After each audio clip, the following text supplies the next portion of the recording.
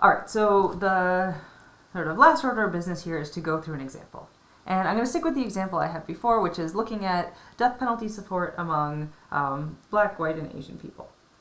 And I'll say, well, this is sort of patterned off of evidence for what these attitudes actually look like. The numbers are, as always, totally made up. So we'll say we have 3 samples. Sample 1 is white people. Sample 2 is Black people.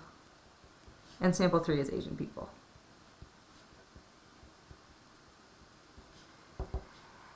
And for each of these samples, we can describe different things about the sample. So we'll say that we have 20 people in our white people sample, 19 people, and 19 people in our sample of Black people, and 21 people in our sample of Asian people. We'll say that we're looking at death penalty support on a scale of 1 to 10. So I'll just write that down here.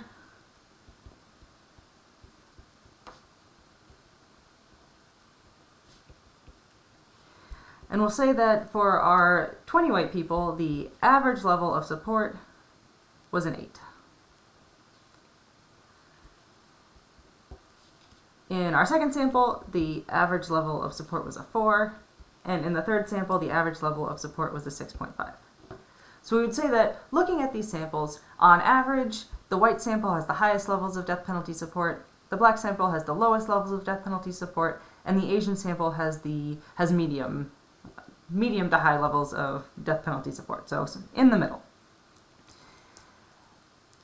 And so our goal in doing the analysis of variance test would be to say, based on these samples, do we have evidence that Black, white, and Asian people in the populations from whom the populations from which these samples were drawn, do we have evidence that those populations have different levels of death penalty support overall? And I'll also give the standard deviations here, since these are useful in calculating. Well, you're not using them to calculate the statistics, but they are used to calculate the statistics. So this is the information that we have about our 3 samples, and our goal now is to see, is this information evidence enough to suggest that there are differences in death penalty support among these 3 populations? So step 1 is to write hypotheses. And as I mentioned before, for the ANOVA test, the hypotheses are always going to be the same. Our null hypothesis is that all the groups we're looking for have the same mean on whatever the variable is. So here we could write that as white, Black, and Asian people have the same mean level of support for the death penalty.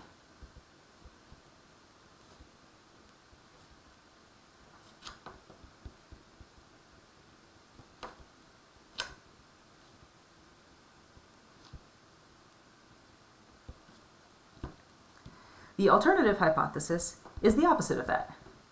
And here we're always going to write it the same way again, which is that the groups do not have the same mean on whatever the variable is that we're looking at.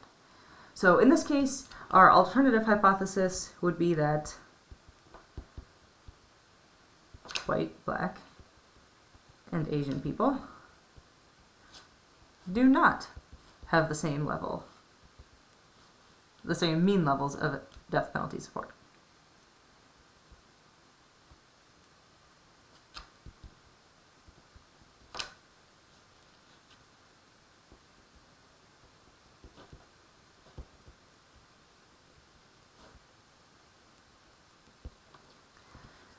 So our null hypothesis is that attitudes about the death penalty are totally the same among all 3 groups, and our alternative hypothesis is that they're not all the same among all 3 groups. And just as a reminder, in the alternative hypothesis for this test, we're not saying that every group is different from each other. We're just saying that at least one of the groups is different from the others. They could all be different, but we're not going to know that for sure from the test. The only thing we'll have evidence for is that they're not all exactly the same.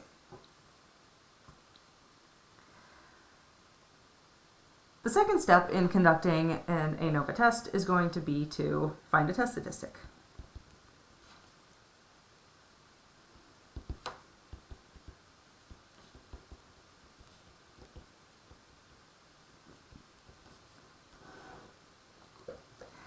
And if you recall, the test statistic that we're looking here is going to be something called F. The F statistic is equal to the mean square between groups divided by the mean square within groups. Now, if you think back to the last document camera thing that I did, the mean square between groups and the mean square within groups, again, describe which of these situations we're looking at. So if you have a high mean square between groups, your groups are all spread out apart from each other. If you have a low within group variation for your groups, your observations within each sample are clustered tightly together. As I said before, in this class, I'm not going to have you calculate the mean square between groups and within groups because it's kind of a pain and not a particularly useful skill to have. Instead, I'm going to give those to you. So in this particular problem,